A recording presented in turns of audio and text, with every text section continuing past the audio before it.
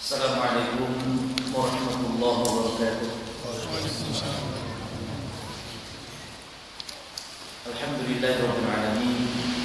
Wassallallahu wasallama wa baraka ala nabiyyina Muhammadin wa ala alihi wa ashabihi wat tabi'in wa man tabi'ahum bi ihsan ila yaumiddin wa sallama tasliman katsiran amma ba'd. Ikhwani fiddin wa akhwati fillah, azakumullah. Melanjutkan pembahasan kitab Umdatul Ahkam, dan kita berada di bab tayammum. Pada pembahasan yang lalu, hadis yang pertama dari hadis Imran bin Husain telah kita kaji. Memasuki sekarang hadis yang kedua dalam masalah tayammum. Qala al-muallif rahimahullah ta'ala an Ammar bin Yasir radhiyallahu qala ba'athani Rasulullah sallallahu alaihi wasallam fi hajatin wa aznabtu falam ajid al-ma' fatamarratu fi as-sa'id kama tamarrahu ad-dabatu thumma ataitu an-nabiy sallallahu alaihi wasallam fadzakartu lahu dhalika faqala innama كان يكفيك أن تقول بيديك هكذا ثم ضرب بيديه الأرض ضربة واحدة ثم مسح الشمال على اليمين وظاهر كفيه ووجهه. Dari Ammar bin Yasir. Ammar bin Yasir, beliau mantan budak Bani Makhzum. Ammar bin Yasir bin Amir Al-Ansi nama aslinya. Ammar bin Yasir bin Amir Al-Ansi, yang maula, yang mantan budak dari Bani Makhzum, termasuk golongan awal dalam masuk Islam, termasuk as-sabiqun al-awwalun. Dan beliau dikenal sahabat yang dikenal diadab, disiksa oleh orang-orang musyrik, ya, karena sebab keislamannya, karena itu budak, disiksa. Lalu kemudian pernah suatu hari Nabi melewati beliau ketika sedang diadab. Nabi melewati Ammar sedang disiksa, tidak bisa berbuat apapun pada kondisi sana di Mekah. Nabi hanya mengatakan, sabran ya ala Yasir fa inna mau'idakumul jannah. Nabi hanya bisa menghibur saja. Sabran, bersabarlah kalian ya ala Yasir, wahai keluarga Yasir, fa inna mau'idakumul jannah, karena sesungguhnya janji Allah untuk kalian, wahai keluarga Yasir, janji Allah untuk kalian adalah surga. Nah, berarti Ammar bin Yasir, bapaknya Yasir, ibundanya Sumayyah, ini termasuk sahabat-sahabat yang dijamin surga langsung dari Nabi sallallahu alaihi wasallam. Baik. Dan Ammar ini meninggalnya itu ketika peperangan, ya, pada waktu terjadi fitnah antara Ali dengan Muawiyah, dan Ammar ikut pasukan Ali. Di perang perang Siffin.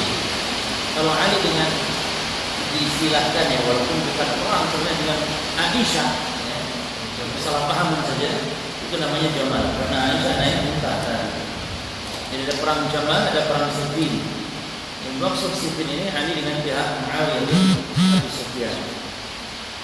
Dan Ammar ini termasuk sahabat yang ikut pada seluruh peperangan bersama Rasulullah sallallahu alaihi wasallam, di perang Badar, perang Uhud, dan seterusnya. Jadi semuanya Nabi perang, Ammar ikut di dalamnya. Radhiyallahu anhu. Ammar bin Yasir. Baik. Dari Ammar bin Yasir, semoga Allah meridai kepada keduanya. Ya, Yasir ini juga seorang sahabat. Maka doanya radhiyallahu anhuma, keduanya.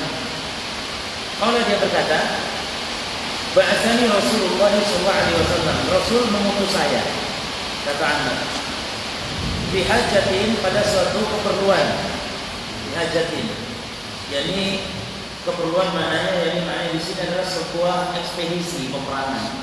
Tapi Nabi tidak ikut, disebutnya saraya. Ini as-saraya, ekspedisi peperangan yang diutus Nabi, tapi Nabi tidak ikut. Ini para sahabatnya diutus oleh Rasulullah pada sebuah hajat keperluan. Fa'ajnabtu, lalu saya di tengah jalan junub karena mimpi.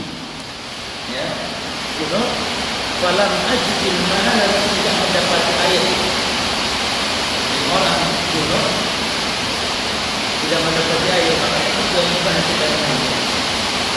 Lalu kata marabtu, maka saya pun berguling-guling di sa'id, di tanah di tubuh, ya. Karena tamarrabud dabatu, sebagaimana berguling-guling binatang, kambing atau sapi, ya. Kalau kita berguling-guling seperti itu, tujuannya apa maksud Anda? Yakni mandi debu, kan tayamum. Kalau tayamum dianggapnya karena ada kecil, dianggapnya kalau ada besar beda. Jadi bukan tayamum disangkanya, karena disangkanya tayamum hanya mengganti wudu. Itu disalahkan oleh Nabi SAW. Ya, jadi tayamum itu pengganti mandi juga, pengganti mandi besar. Cuman pada hadis yang lalu telah kita bahas, orang yang sudah sholat karena sebab junub, ya, tayamum, lalu dapat air, maka dia dianjurkan untuk mandi walaupun sudah sholatnya tidak perlu diulang. Ya. Lalu kata Ammar bin Yasir radhiyallahu anhu, "Thumma ataitu Nabi sallallahu alaihi wasallam," lalu saya mendatangi Nabi sallallahu alaihi wasallam. Wa dzakartu dzalika, saya sampaikan kisahnya kepada Nabi sallallahu alaihi wasallam. Lalu Nabi menegurnya, menyalahkannya. Ini hebatnya para sahabat. Perbuatannya salah itu langsung diluruskan oleh Nabi sallallahu alaihi wasallam dan rujukannya mereka kepada Nabi sallallahu alaihi wasallam. Maka apa kata Nabi? Faqala innama kana yakfika an taqula biyadayka hakadha. Kata Nabi, sesungguhnya kana yakfi, sesungguhnya mencukupi bagimu, ya, yakni yugnika 'anil tamarrubi fis sa'id, sesungguhnya tidak perlu, ini maknanya yakfika, cukup bagimu, maknanya yakni sebenarnya kamu tidak perlu untuk berguling-guling di tanah, itu maknanya yakfika, ya. Antaqula biyadayka hakada, antaqula maknanya antaf'ala, ya, antaf'ala, cukup bagimu, yakni untuk kamu melakukan. Taqul mengatakan, maknanya ini melakukan, ya. Ini antaqula biyadayka, mengatakan dengan tanganmu, kan begitu maknanya. Tapi artinya antaf'ala, untuk kamu melakukan bikaffaika, dengan kedua telapak tanganmu, hakada, begini. Lalu Nabi SAW mempraktekannya, memberi contoh. Perhatikan bagaimana caranya. Thumma daraba biyadayhi al-ard. Lalu Nabi menepukkan kedua telapak tangannya, ya, ke bumi. Darbatan wahidatan, satu kali tepukan begini. Ini doroba ini meletakkan begini, ya, menepukkan begini, diletakkan begini ke bumi. Berapa kali tepukan? Satu kali saja. Satu kali. Ini tidak langsung, tidak begini. Cukup satu kali, ya. Cuman tadi saya begini supaya anda sangat begini, bukan nanti anda begini juga, enggak. Cukup sekali. Lalu kemudian apa? Thumma masaha asy-syimal 'ala al-yamin. Lalu mengusapkan yang shimal kepada yang kanan. Yang shimal, ini videonya balik, ya. Yang shimal kepada yang yamin, yang kiri kepada yang kanan. Ini kiri nih, ya, kepada yang kanan ini. Diusapkan punggungnya. Ya. Dalam hadis kan disebutkan wa dhahira kaffaihi, ya, wa dhahira kaffaihi, yakni punggung telapak tangan begini. Satu kali saja.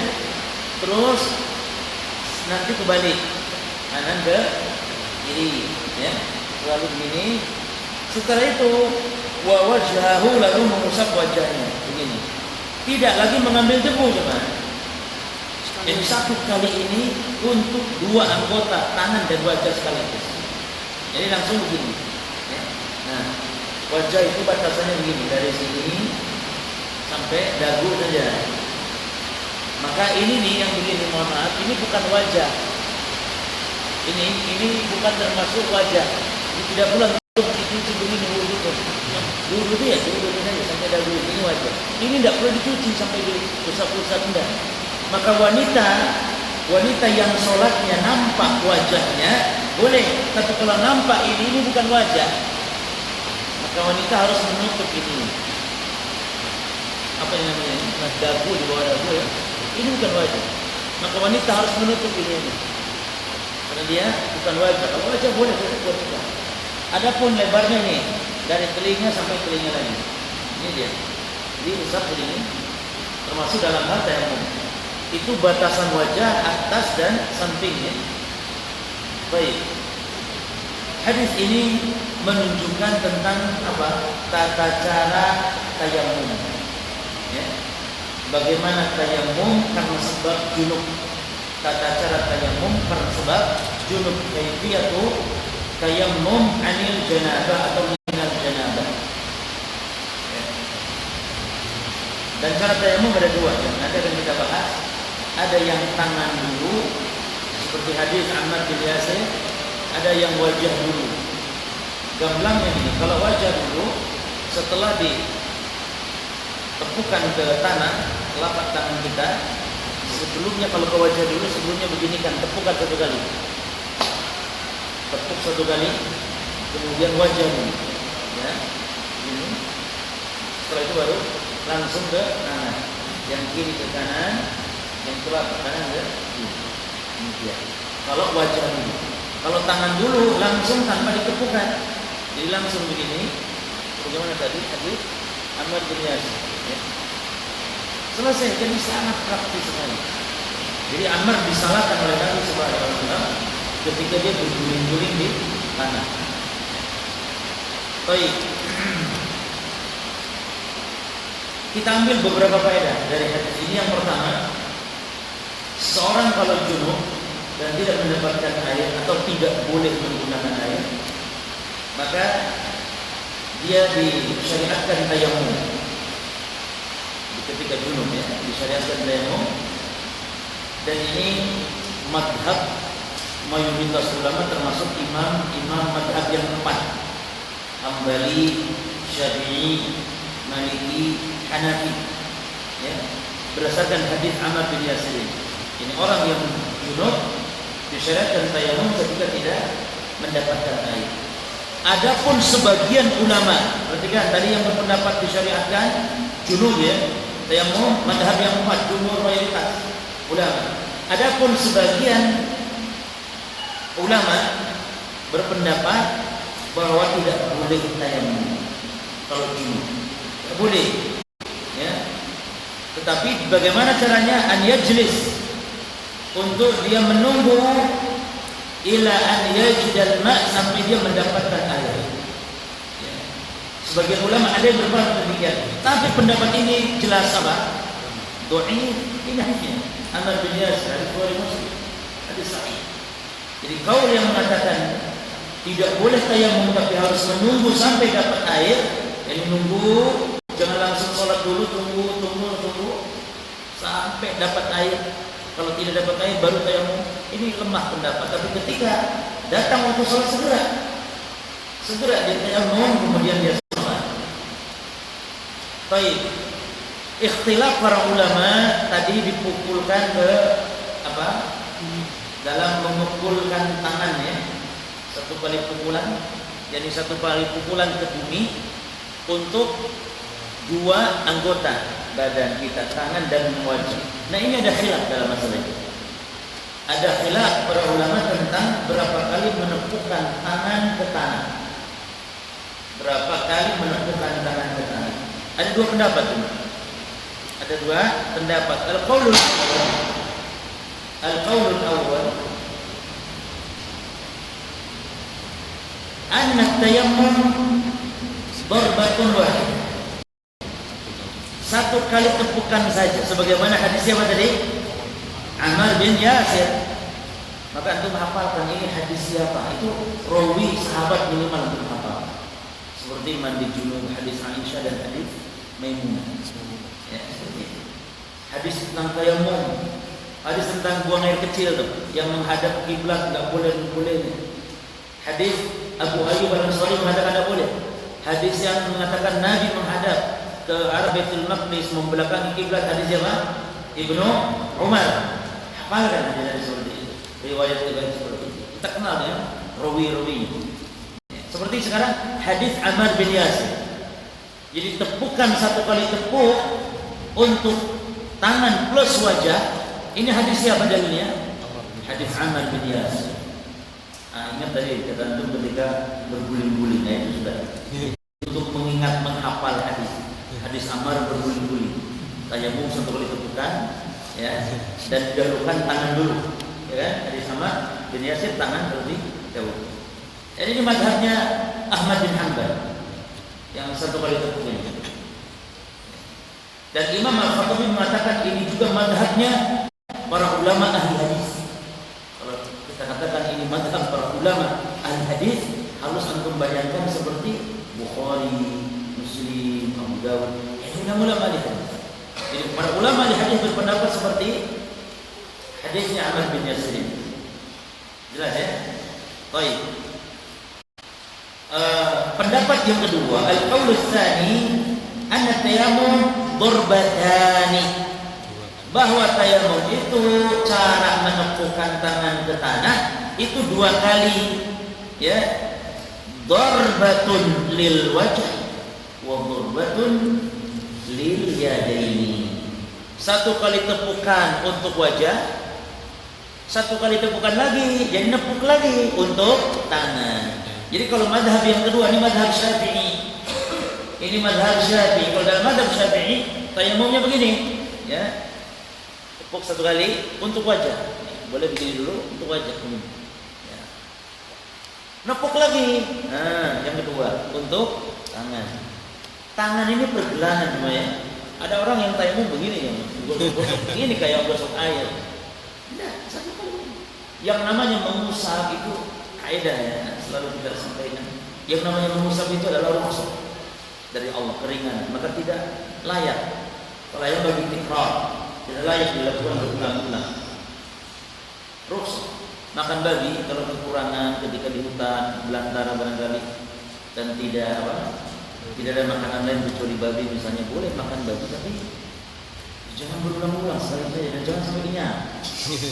Ini kesempatannya ini makan babi. Ada perlu dibungkus. Buang, sisanya buang. Ya, rukhsah. Termasuk mengusap kepala ketika wudu, ya rukhsah. Kan harusnya dicuci. Harusnya itu apa kalau dicuci maknanya? Keramas. Rukhsah dari Allah. Rukhsah sekali.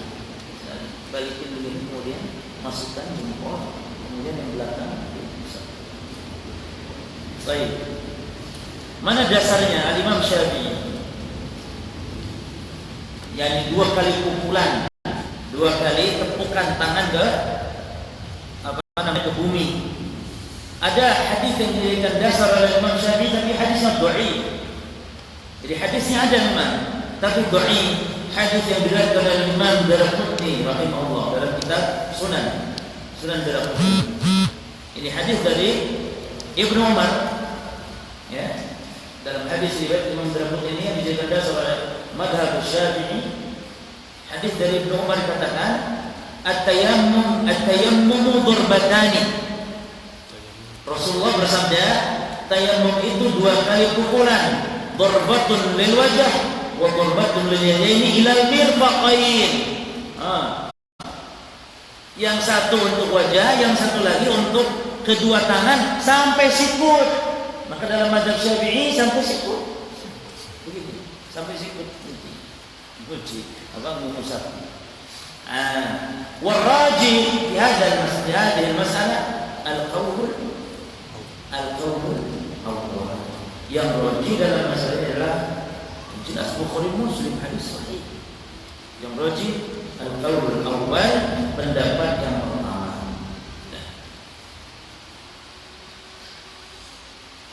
Yang kedua, yang berapa? Kedua. Yang ketiga sekarang. Faedah yang ketiga. Apa faedah pertama dari hadis? Orang yang junub ketika tidak mendapatkan air disyariatkan tayamum. Ini mazhab mayoritas ulama, dan ada sebagian ulama mengatakan tidak boleh tayamum tapi menunggu sampai mendapatkan air. Tapi pendapat ulama yang kuat pendapat jumhur. Yang kedua apa ya? Ada khilaf ulama dalam masalah dalam masalah tepukan tangan ke tanahnya. Bukan tepukan setelah menepuk ya. Jadi maksudnya begini, tepuk tangan begini. Kan setelahnya boleh ditepuk kalau untuk wajah. Bukan ini yang dimaksud, tapi ini menyentuhkan tangan ke tembok atau ke tanah. Nah sekarang yang ketiga kepada khilaf para ulama, hal yusyarat liqtayamum at-turab, apakah disyaratkan tayamum itu harus dengan tanah, dengan tanah. Turab itu tanah atau debu gitu yang ada tanahnya nambah seperti itu, amla, atau tidak perlu atau tidak harus atau tidak disyaratkan harus tanah. Ini pun ada dua pendapat para ulama dalam masalah ini. Apa judulnya ini? Ikhtilaf ulama dalam masalah tayamum itu harus dengan tanah atau tidak harus, tidak syarat tanah. Ya. Ada dua pendapat para ulama dalam masalah ini. Al-qaulul awwal, pendapat yang pertama, annahu labud min turab. Pendapat yang pertama harus tasir, harus tanah. Ini kemana-mana berarti kalau dikhawatirkan tidak ada tanah harus bawa 100 kilo tanah berapa? Karena dia harus tanah. Di lantai seperti ini tidak boleh misalnya, atau di tembok misalnya. Dia harus tanah. Ini mazhabnya Ahmad dan Syafi'i. Mazhabnya Ahmad dan Syafi'i. Ada sebuah hadis yang dijadikan dasar oleh mereka. Itu hadis Hudzaifah bin Al-Yaman dan hadis Sahih riwayat Muslim. Ya. Di mana dalam hadis ini dijelaskan secara umum bahwa yang namanya tayamum itu dengan tanah. Maka mereka berkesimpulan berarti tidak boleh apabila tidak dengan menggunakan tanah. Dasarnya hadis yang ma'ruf tentang masalah tayamum seperti kata Nabi, futilna 'alan nas bi thalath atau bi thalathin, kita diunggulkan daripada makhluk daripada umat yang lain dengan 3 hal diunggulkan. Salah satu yang kata Nabi SAW atau yang saya sebut yang 3-tiganya, yang pertama sufufuna kasufufil malaika, yang di dalam sholat maknanya. Shaf kita ini kalau sedang ibadah, sedang sholat, itu seperti shafnya para malaikat di hadapan Allah Rabbul Alamin. Kalau agama lain, umat-umat terdahulu ibadah mereka dalam barisnya tidak seperti kaum muslimin. Jadi ini keutamaan untuk umat ini. Bagaimana shafnya para malaikat? Para sahabat bertanya kepada Nabi, bagaimana shaf para malaikat di hadapan mereka? Kata Nabi, perhatikan jemaah, menyempurnakan shaf yang pertama, yakni shaf yang pertama itu harus penuh dulu, baru shaf yang kedua, ketiga terus. Tidak boleh ada bolong shaf yang pertama. Tidak boleh shaf kedua diisi sebelum shaf pertama. Itu sifat yang pertama. Sifat kedua ya rasul, yakni mereka rapat dalam shafnya. Nah berarti kalau kaum muslimin sholatnya shafnya tidak rapat, berarti tidak meniru shafnya para malaikat, tidak termasuk mendapatkan keistimewaan. Maka keliru ada seorang tokoh agama mengatakan shaf itu tidak harus rapat, bahkan harus kosong saja supaya nanti kan kata Nabi hadisnya ada tuh, iblis ikut sholat, setan ikut sholat. Lo kan bagus katanya supaya setan ikut sholat. Ini musibah. Lah dia setan ikut masuk ke celah-celah sholat, bukan untuk sholat ya, bukan untuk sholat. Kalau untuk sholat nggak masalah, bukan untuk sholat. Jadi tidak perlu kita mempersilahkan setan, padahal setan yang masuk itu sholat ya, kata siapa? Kata tokoh itu. Musibah, bukan? Ya mudah-mudahan nggak niat melecehkan agama ya, mudah-mudahan nggak melecehkan yakni syariat masalah merapatkan shaf. Para sahabat itu sampai disebutkan yujliku ba'duna ba'd, yujliku lazaqah, itu artinya nempel seperti perangko, nempel seperti perangko. Bahkan Anda lihat meme di Facebooknya, ada gambar mungkin ini Salafi berdua, cegang begini Yang satu mungkin ini bukan salat berarti mana ya Bang ya? Gambarnya yang satu rengkak begini. Dicekik sama salat lu pegang begini. Enggak gitu-gitu amat kali. Enggak gitu-gitu amat ya. Ini musibah ya. Jadi ini ujungnya kan pelecehan kepada syariat. Merapatkan para malaikat demikian merapat. Lalu yang kedua kata Nabi apa? Wa ju'ilat lana al-ardu kulluha masjidan wa ju'ilat, perhatikan, turbatuha lana tahuran. Dijadikan bumi Allah, semua bumi Allah untuk sujud, ya, dan dijadikan turabnya al-ard, bumi untuk sujud, dan dijadikan turabnya yakni tanahnya, debunya untuk alat bersuci, kata Nabi. Nah, ulama yang mengatakan tayammum berarti harus dengan turab, hadisnya ini dia, ya, di dalam yarjil ma, kalau dia tidak mendapatkan air. Hadis saya dari Imam Muslim. Betul hadis ini mengatakan turab, tapi apakah tidak ada hadis yang lain? Ya, Nabi tayammum menepukkan tangannya ke jidar, ke tembok, ada hadis yang lain. Maka di sini jemaah paling pangkal pokok kadang kesesatan atau kesalahan, kerancuan atau penyimpangan dalam agama. Di antara pangkal pokoknya apa? Berpegang hanya dengan satu dalil. Seperti orang Khawarij, dia disebut kaum Wa'idiyah, termasuk orang Mu'tazilah. Wa'idiyah, apa itu Wa'idiyah? Wa'idiyah itu kaum yang hanya berpegang dengan dalil-dalil wa'id, dalil-dalil ancaman. Enggak pegang dia dalil wa'id, dalil janji Allah surga. Jadi dia lihat dalil barang siapa yang begini neraka, barang siapa yang begitu kekal, barang siapa yang begitu kufur. Nah itu yang dia pegang. Dia tidak lihat, maka dia vonis setiap pelaku dosa berarti neraka, kekal, kafir berarti. Ini kesalahpahaman demikian. Sebaliknya Murji'ah dia pegang hadis yang asoi-asoi, yang ngasih-ngasihnya, surga-surga saja. Kalau siapa yang mengucap la ilaha illallah, dakhala jannah walaupun berzina, walaupun mencuri. Itu hadis betul. Sehingga Murji mengatakan, dosa itu tidak pengaruh, guys. Pokoknya mau ngapain tidak pengaruh. Tetap surga, anjoy saja. Itu Murji. Jadi kalau kita gabungkan ini maknanya ancaman. Jadi ini janji Allah berarti artinya orang ini tidak kufur. Ini ancaman, dahsyatnya ancaman ini. Hati-hati. Tapi kalau orang melakukan belum tentu harus terkena. Kan kita ini banyak kaum awam yang salah paham dengan ketika kita mengatakan bahwa orang yang berbuat ini neraka. Kita mengatakan neraka ini bukan berarti memastikan si fulan ahli neraka. Seperti man amila amalan laysa 'alaihi warad wa kullu bid'atin dhalalah, setiap bid'ah dhalalah, sesat di neraka. Ini dianggapnya orang awam mengatakan ente ini tukang mitnah, tukang memvonis orang neraka saja. Kita katakan ini ancaman dari Allah dan Rasul. Orang yang melakukan begini dan begitu dengan ancaman neraka. Tapi apakah pasti orang yang masuk neraka? Belum tentu. Seperti orang yang berdusta, orang yang durhaka kepada orang tua, orang yang dusta, atau orang yang mencuri dan misalnya, atau kata orang yang berzina, diancam neraka enggak ya? Diancam neraka. Maka dikatakan setiap pezina, orang yang melakukan zina maka neraka tempat kembalinya, tunggu neraka jahanam. Orang yang berzina. Maksudnya perbuatan zinanya. Adapun orang yang nanti belum tentu karena sesuatu akan terlaksana baik janji atau ancaman, akan terlaksana janji atau ancaman Allah. Surga atau neraka yang Allah janjikan atau yang Allah ancamkan ini akan terlaksana kalau apa?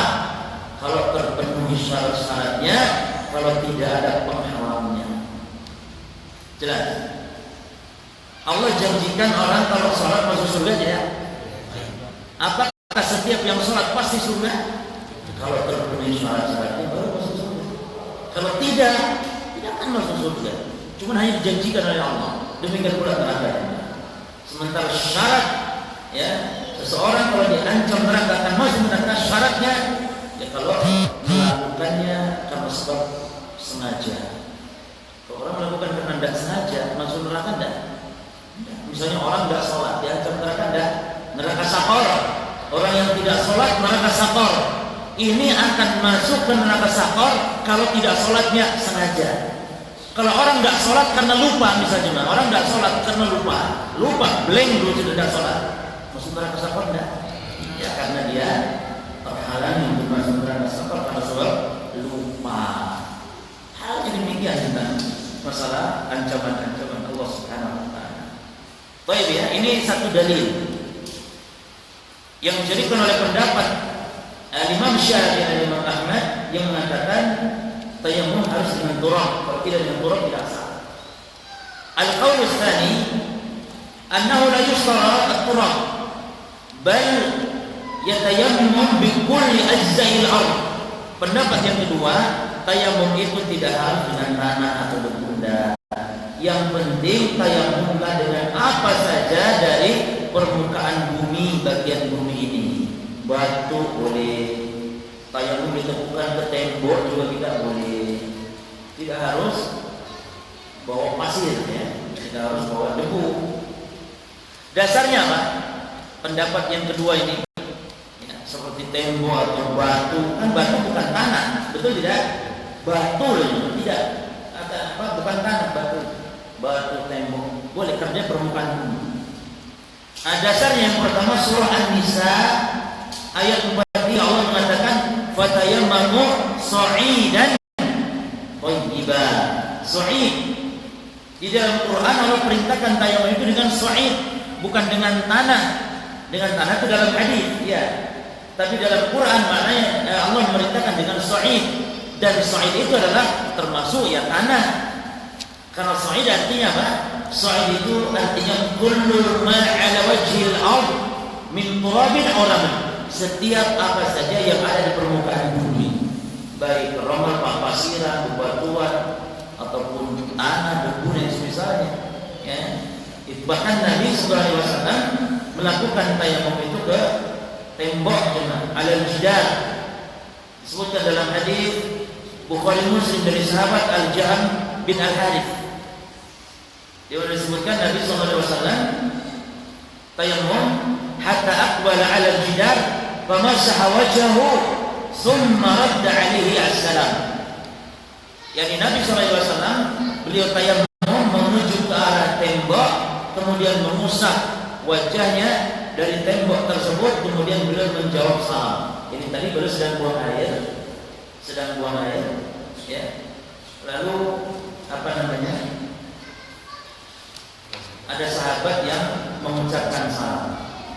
Lalu Nabi falam yarudda, Rasulullah alaihi salam, Nabi tidak menjawab salamnya karena sedang buang air.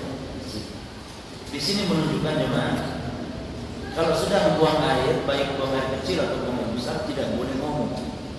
Bukan hanya tidak boleh menjawab salam, bukan, termasuk ngomong pun tidak boleh. Sebab kalau ngomong boleh, tentu Nabi akan jawab. Jawab aku kencing salam nggak jawab ya. Sampai ngomong gitu pun Nabi nggak melakukan. Beda kayak kita, kalau kita ngobrol sama istri, WC-nya di dapur. Kapan belanja lo? Jauh sih gampang. Jualnya mencerut. Gak boleh. Diam terus sudah. Jadi Nabi ditemui oleh salah seorang sahabat ketika beliau sedang buang air kecil, tidak menjawab salam. Lalu beliau menuju ke arah tembok mengusap wajahnya. Mana yang tayammum dari tembok tersebut, kemudian baru beliau menjawab. Baik, al-qaulu tsani huwa rajih. Al-qaulu tsani huwa qaul rajih. Pendapat yang kedua itu pendapat yang rajih. Ya, jadi tidak harus mengkhususkan dengan debu, tapi apa saja dari permukaan bumi termasuk tayammum. Tata cara tayammum kita bahas tadi dalam hadis Ammar bin Yasir disebutkan tata cara tayammum. Ya. Yang pertama niat, tayammum pertama niat, kemudian membaca bismillah, kemudian menepukkan satu penepukkan kedua telapak tangan kita ke bumi, ya. Baik itu tembok, baik itu pasir, baik itu batu dan semisalnya. Kemudian bila tadriki asabi', tanpa melebarkan asabi'. Jadi tidak harus melebarkan jari jemari. Dan cukup begini, tepuk biasa begini. Ya. Cukup begini tepuk. Summa yamsah wajhahu biyadayhi, kemudian mengusap wajahnya. Ya. Kemudian mengusap, setelah itu kedua telapak tangan sebagaimana tadi, atau boleh telapak tangan terlebih dahulu baru kemudian wajah. Jadi dalam hal ini boleh wajah dulu, boleh dua telapak tangan. Dan hadis Ammar bin Yasir menunjukkan bahwa yang diusap hanya telapak tangan. Hanya telapak tangan. Summa daraba bi yadihi al-ardh darbatan. Darbatun. Ada? Darbatun wahidah. Darbatan wahidatan summa masa al-shimal al-yamin dari hadis Ammar bin Yasir. Di dalam lafaz yang lain, di dalam hadis yang disebutkan amarahu bitayammum lil wajhi wal kaffaini. Nabi memerintahkan Ammar bin Yasir dalam riwayat yang lainnya untuk tayammum, mengusap wajah terlebih dahulu baru kemudian kedua telapak tangan. Dalam hadis Ammar bin Yasir menunjukkan berarti bukan sampai sikut, jemaah. Bukan sampai sikut. Ya. Dan tata cara tayammum dari hadis Ammar bin Yasir kita tahu, tata cara tayammum itu sama baik hadas besar ataupun hadas kecil, tidak ada beda. Tidak boleh seperti perbuatan Ammar kalau hadas besar tayammumnya seperti mandi, tidak, sama antara hadas besar dan hadas kecil. Kita ada dulu ya, setelah ada kita lanjut.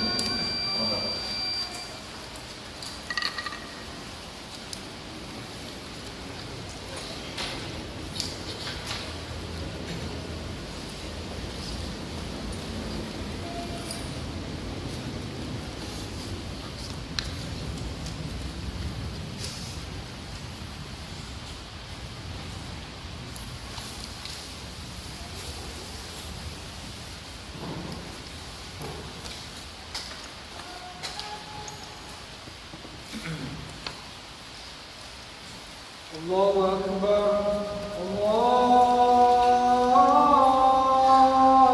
Akbar, Allahu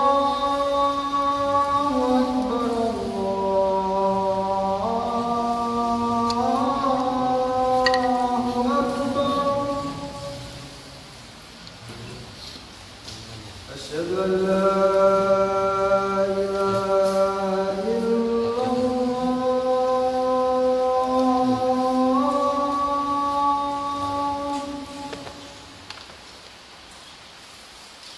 أشهد أن لا إله إلا الله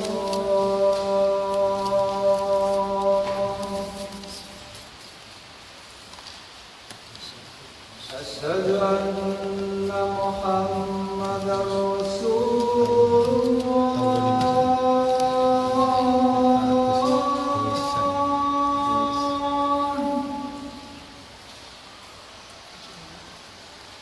أشهد أن محمدا رسول الله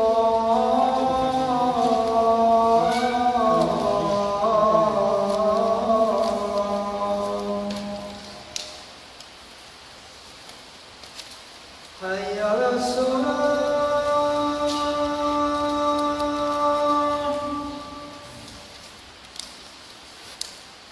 حي على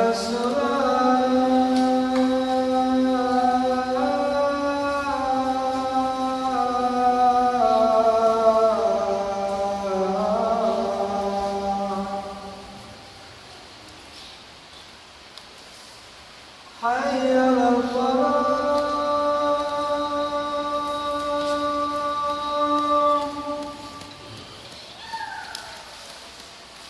حي على الفلاح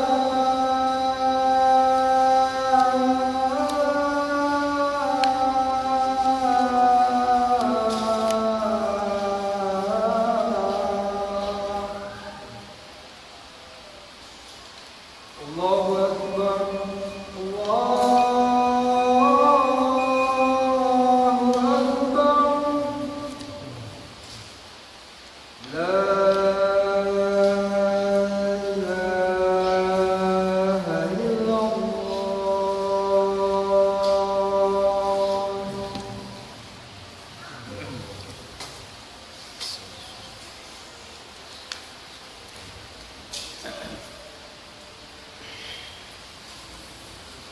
Bismillah, alhamdulillah, wassalatu wassalamu ala rasulillah wa ala alihi wa ashabihi wa man walaha ma ba'd.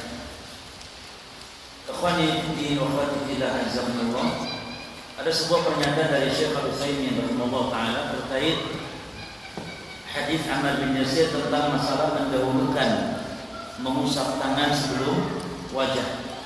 Ya.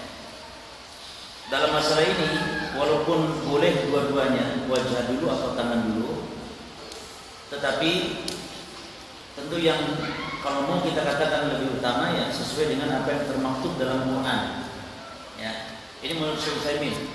Beliau mengatakan rahimahullah, fi hadzal hadis taqdimu mashil yadaini 'ala al-wajh. Dalam hadis ini, yakni hadis Ammar bin Yasir, menunjukkan bahwa mengusap tangan, yakni mengusap tangan dalam tayamum didahulukan daripada mengusap wajah dalam hadis Ammar bin Yasir. Wa bi qoulihi ta'ala, sementara di dalam firman Allah Ta'ala itu di surah Al-Maidah ayat 6 tentang tayamum, Allah mengatakan famsahu biwujuhikum wa aydikum. Ya. Sementara dalam Quran Allah memerintahkan untuk apa?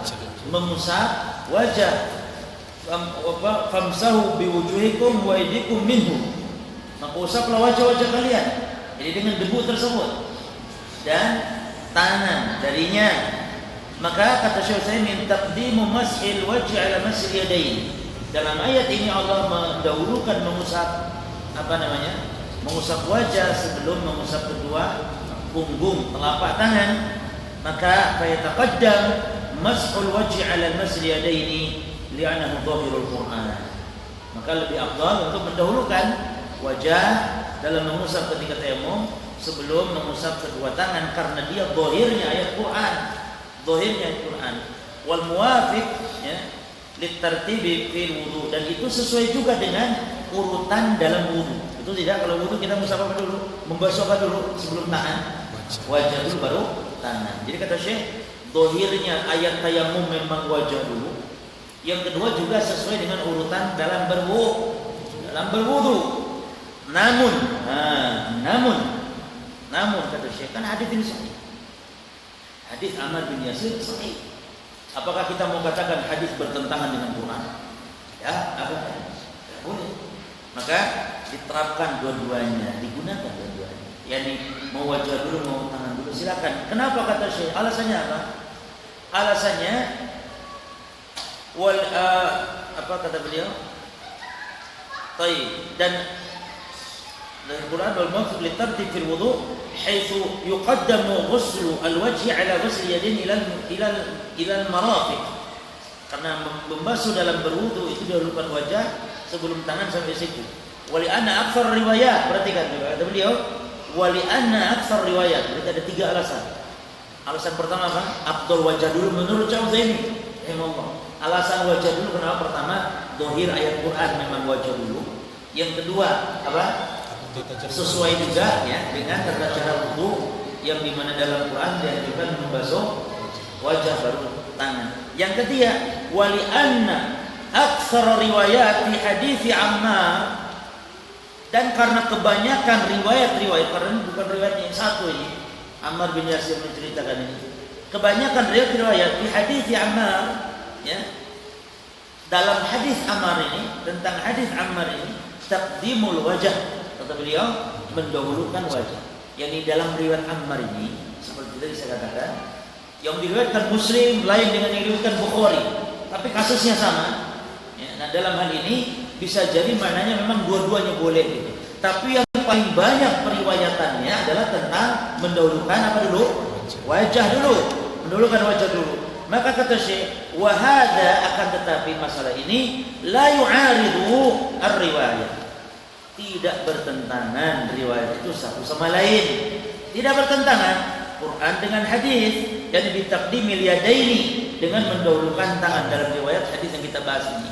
Tidak bertentangan kata Syekh. Kenapa? Tidak bertentangan. Li'anna al-wawa la yalzam an takuna litartib fi kullil mawadhi. Karena yang namanya waw itu tidak mengharuskan adanya urutan, tidak harus. tidak menunjukkan harus urutan. Itu dalam kaidahnya demikian. Maka bisa saja dipahami mau tangan dulu mau wajah dulu, silakan, yang penting dua-duanya tetap harus tercuci atau dua-duanya harus terusap. Demikian ya. Ini sebuah faedah yang sangat penting dari Syekh Al-Utsaimin rahimahullah taala ketika mensyarahkan hadis ini. Nah, lalu kita dapat faedah lagi pada jemaah sekalian.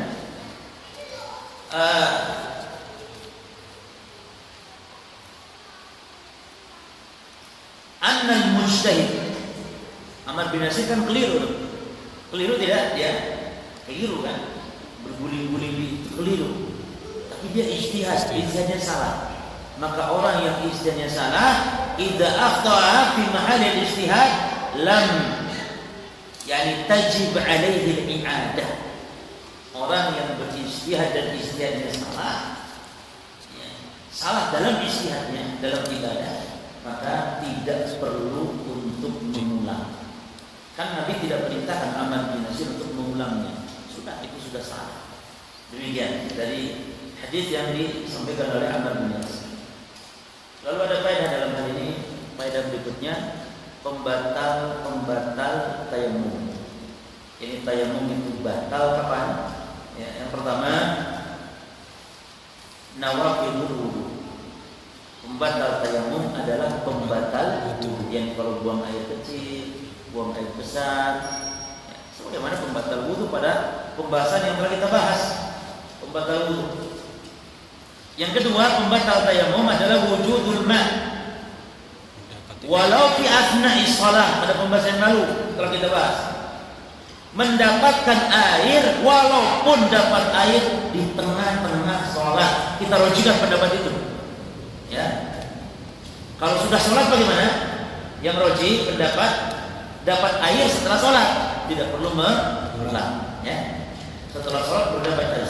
Tapi kalau di tengah-tengah sholat dapat air, maka telah kita bahas pada pertemuan yang lalu. Sudah kan? Ada 3 kondisi kan? Orang yang tayamum lalu mendapatkan air, dia bisa jadi satu di antara 3 kondisi. Pertama, dapat airnya itu sebelum sholat dia. Tayamum belum sholat, masih mau takbiratul ihram, masih mau berangkat ke masjid, di tengah jalan dapat air, maka wajib dia batalkan tayamumnya. Yang kedua, setelah sholat tidak perlu diulang. Sebab Nabi mengatakan kepada yang tidak mengulang sholat, apa kata Nabi? As-sunnah sunnah, kamu sudah selesai sunnah dan sholat pun cukup. Adapun ketika di tengah-tengah sholat dapat air, maka ada khilaf di kalangan para ulama. Kita rojikan sebagaimana pada pembahasan kali ini juga, kita rojikan bahwa dia harus membatalkan sholatnya, ya, di tengah-tengah itu. Baik.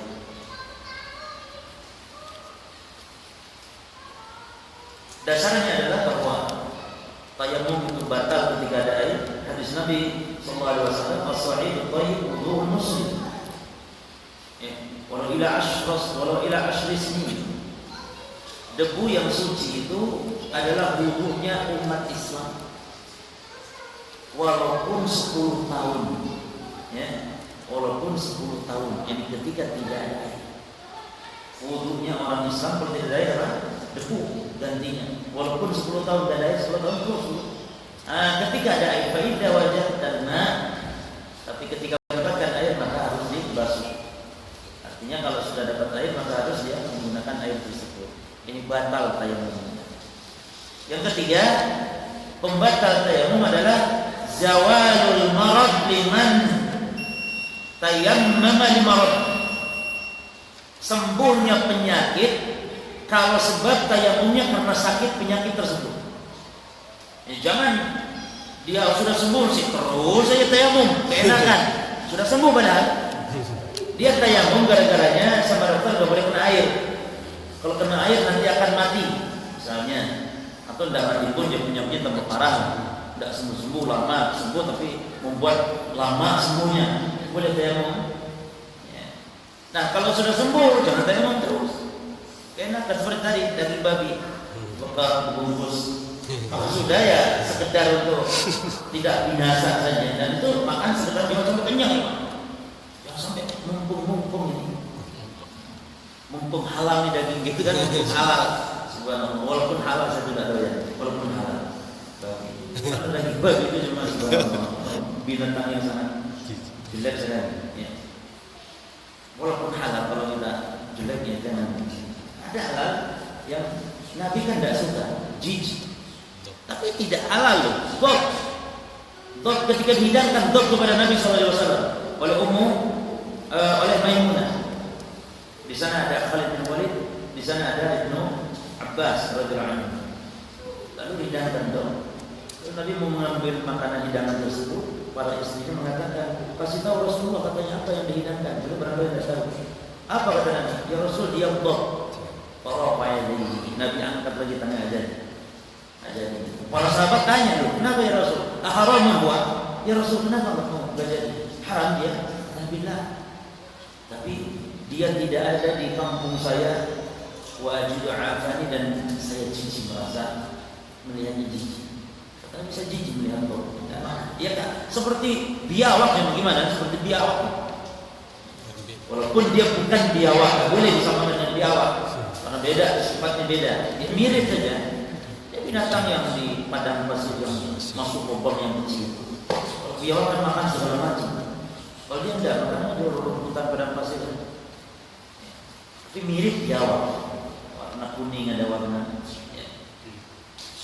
Ini mau jenengan tidak ada di kita. Khusus dia binatang padang pasir. Nah. Kemudian dari hadis ini kita dapat faedah lagi apa jemaah? Nabi mempraktekkan dengan apa? Yani Nabi mengajarkan cara tayamum kepada Amr bin Yasir dengan cara apa? Dengan cara praktek. Kan Nabi mempraktekkan langsung di hadapan Amr bin Yasir. Maka ini adalah metode ta'lim al-bayan bil fi'l, menjelaskan suatu penjelasan dengan praktek. Dia ablagh ya fil fahm min al-qaul. Dia lebih meresap, lebih mudah dipahami daripada ucapan, daripada teori. Dengan praktek lebih mantap gitu. Bahkan ada orang yang langsung cepat bisa. Kalau dengan ini yang dilakukan Nabi dalam mengajarkan umatnya. Pernah Nabi sholat di atas mimbar ya, nanti dalam bab Jumat itu masih lama itu. Bab Jumat atau kapan itu bab Jumat? Masih lama ini masih taharah dan hari-hari. Bab Jumat Nabi sholat di atas mimbar. Praktekkan cara berdirinya, cara takbirnya. Baru mau sujudnya bukan sujud di mimbar. Nabi turun dari mimbar baru sujudnya di bawah. Setelah sujud berdiri naik lagi mimbar. Sholat di hadapan para sahabat yang di atas mimbar. Dan itu akan ada pembahasan nanti insyaallah. Baik. Lalu ketika Ammar datang ke Madinah menceritakan kasus yang dialami, ya, ini menunjukkan kita dalam masalah ibadah harus merujuk kepada siapa? Kepada Rasul, dalam hal ini kepada para ulama. Yani muraja'atul ulama fil ilmi wal ijtihad. Merujuk kepada para ulama dalam ilmu dan ijtihadnya. Maka Ammar bin Yasir merujuk dalam masalah ini apa yang beliau menjadi ijtihadnya. Benar atau salah ijtihad saya ini? Maka tanyakan kepada para ulama. Baik. Cukup saya kira mungkin. Mau ditambah satu lagi? Atau soal jawab? Tambah satu lagi? Panjang loh. Atau tambah saja apa? Soal jawab. Soal jawab. Ini tanyakan silakan.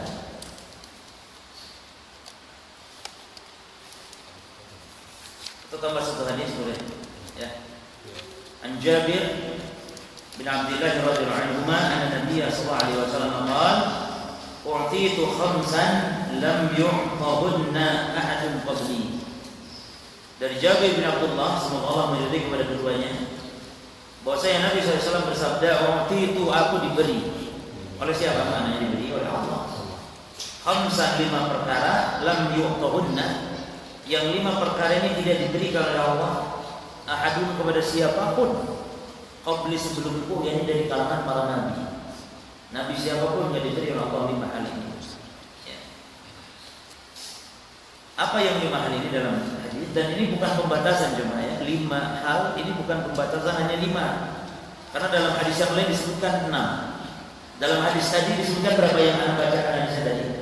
3. Jadi bukan pembatasan.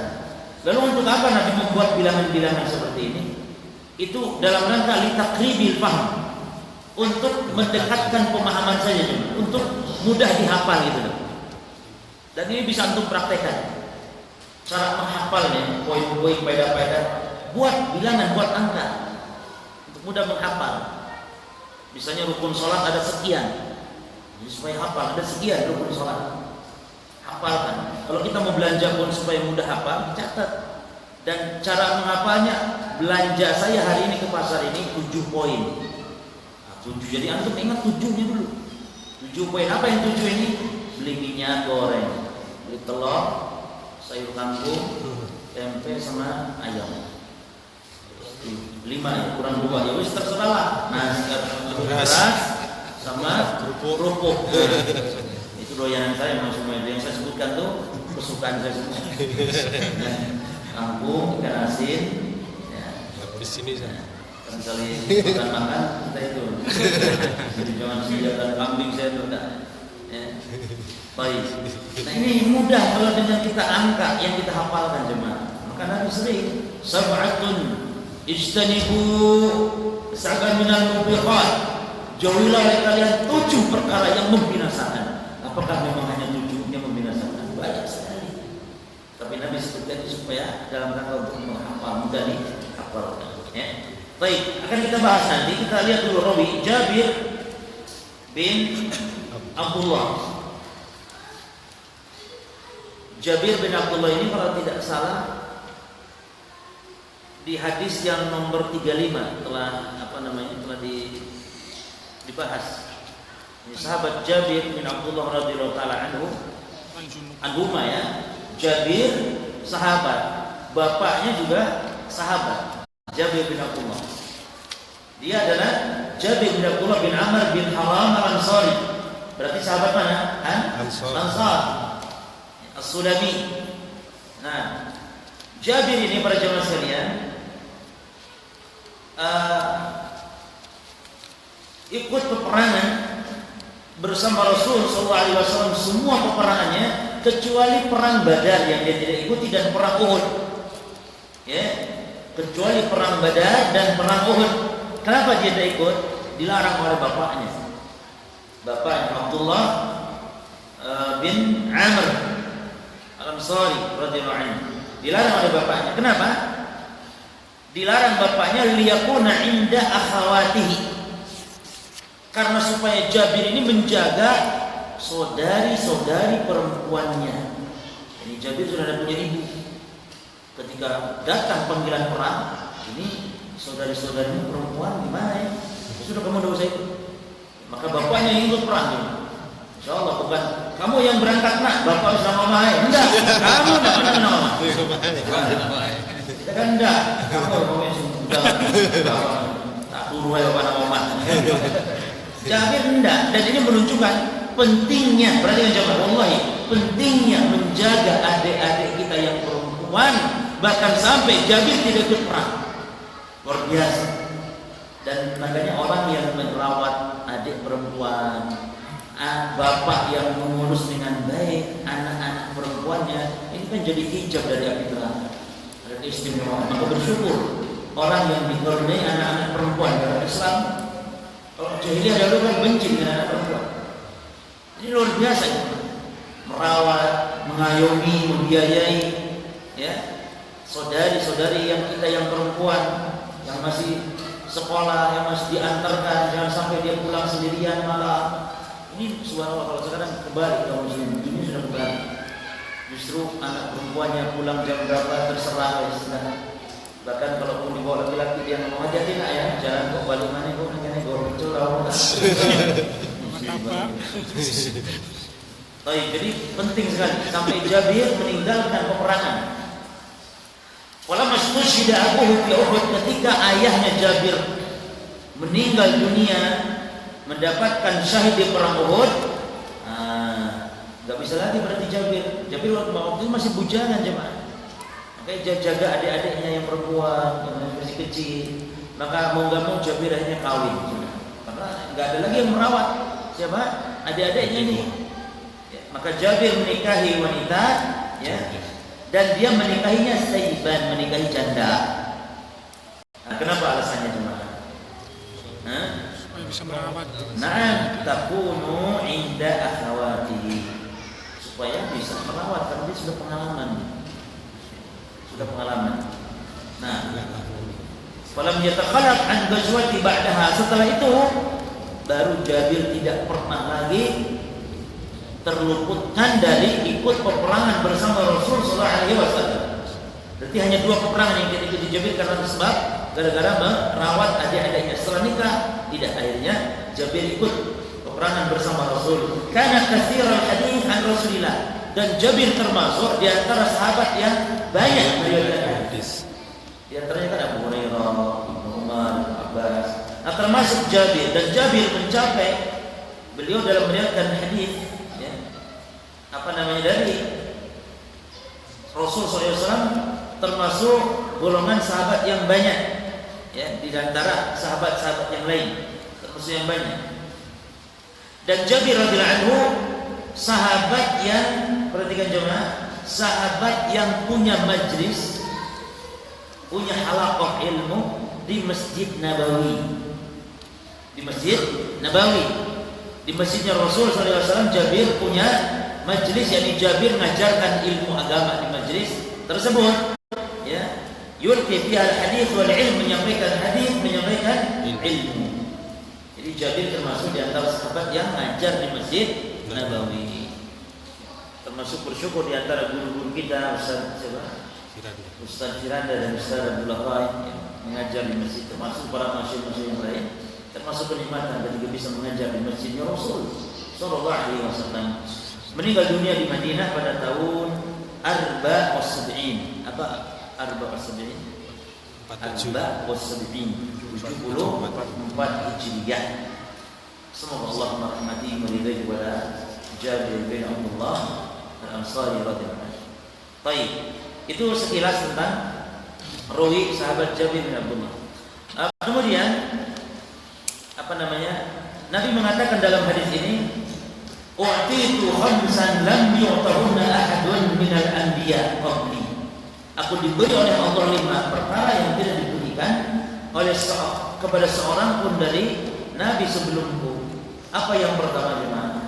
Ini hadis bercerita tentang kekhususan Nabi, khasaisun Nabi sallallahu alaihi wasallam. Ya. Saya telah kumpulkan kekhususan Nabi dalam sebuah buku yang mau nanti tak kirim PDF-nya ke Antum Hendra dan bagi jemaah yang hadir sekarang ini. Jadi kekhususan Nabi itu di dunia dan di akhirat dan banyak sekali, termasuk diantaranya yang hadis-hadis sudah masuk di sana semuanya. Ya. Saya beri judul buku itu Keistimewaan Rasulullah SAW.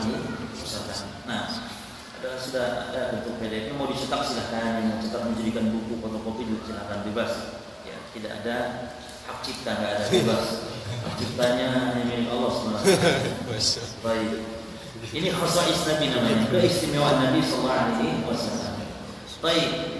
Yang pertama apa disebutkan dalam hadis, nusirtu birruh bi masirata syahr. Aku ditolong oleh Allah dari musuh-musuhnya, ditolong Nabi oleh Allah dengan birruh, digentarkannya rasa takut, yakni diberikan rasa takut kepada musuh masirata syahr, dari jarak perjalanan 1 bulan. Jadi jangankan berhadap-hadapan, ya, musuh masih di kampungnya, mau berangkat ke Madinah, itu dalam dada mereka itu sudah sudah nampak rasa ketakutan mereka. Kalau zaman sekarang dibalik, karena umat yang jauh dari agama ini. Justru kalau sekarang di akhir zaman, rasa takut musuh diapakan oleh Allah? Diapakan? Dicabut oleh Allah. Rasa takut pada musuh kita itu, orang-orang kufar, saudara, dicabut oleh Allah rasa. Jadi mereka berani kepada kita karena kitanya tidak berpegang dengan syariat Allah Subhanahu wa taala. Dan ini para jamaah sekalian, para ulama mengatakan bukan kekhususan bagi Nabi dan para sahabat.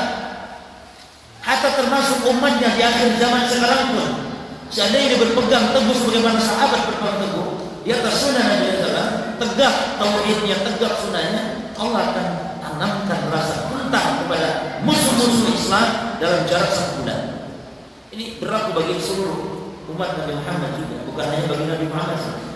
Nah, cuman kenapa sekarang begini kan kondisinya? Karena jauh dari syariat Allah SWT. Seperti Allah berfirman dalam ayat Al-Quran tentang orang kafir itu tipu dayanya lemah. Orang kafir lemah di hadapan kaum muslimin. Tapi syaratnya kita aja. Wa in taqwa wa tasbiru la yadurukum kaiduhum syai'an. Kalau seandainya kalian bertakwa dan bersabar, maka la yadurukum kaiduhum syai'an. Maka tipu daya orang-orang kafir tidak akan memudaratkanmu sedikit. Lemah mereka, tipu daya mereka lemah. Mereka akan binasa sendiri. Tapi syaratnya kita tadi kata Allah bertakwa. Kalau bertakwa, tasbiru dan bersabar.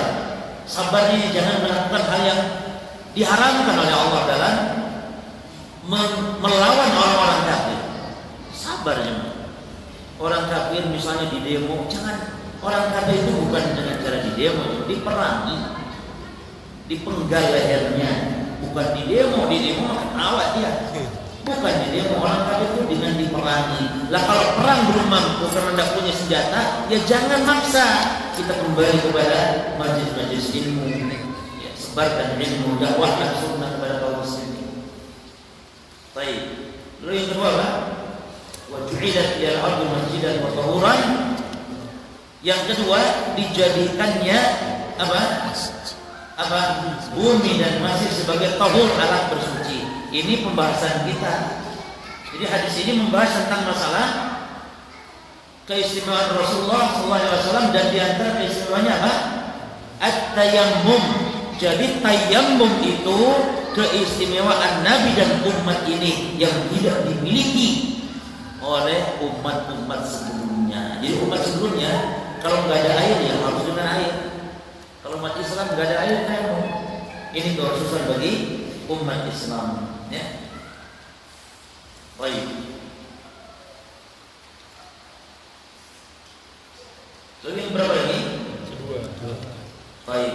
Fa ayyuma rajulun min ummati adrakathu shalah falyusalli. Maka dimanapun kaum muslimin dari umatku mendapati waktu salat di mana saja, maka salatlah. Jadi jangan sampai menunggu harus masjid, jangan sampai menunggu harus di tempat yang diperuntukkan untuk sholat, tidak. Ya. Tetapi dimanapun bumi Allah semuanya adalah tempat sujud, kecuali dua, amamul maqbarah. Al-Maqbar bukan tempat sholat, kecuali sholat gaib boleh. Sholat di kuburan itu hanya satu sholat yang boleh, itu sholat gaib. Adapun sholat yang ada rukuk sujudnya di kuburan tidak boleh. La tusallu ila al-quburi wa la tajlisu 'alaiha. Tidak boleh sholat sekalian sholat menghadap kubur dan tidak boleh duduk di atas kubur. Ya. Baik. Lalu yang berikutnya apa? Wa uhilat